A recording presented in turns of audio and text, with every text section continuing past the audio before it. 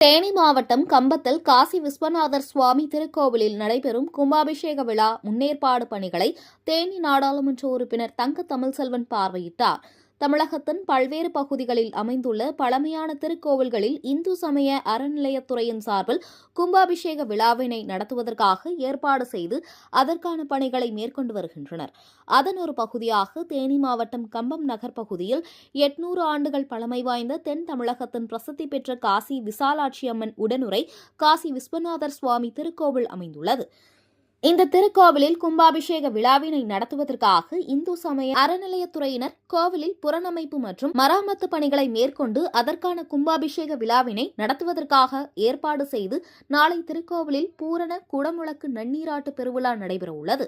இந்த விழாவிற்காக நடைபெறும் முன்னேற்பாடு பணிகளையும் பக்தர்களின் பாதுகாப்பு வசதிகளையும் இன்று தேனி நாடாளுமன்ற உறுப்பினர் தங்க தமிழ்செல்வன் பார்வையிட்டு ஆலோசனைகளை வழங்கினார்.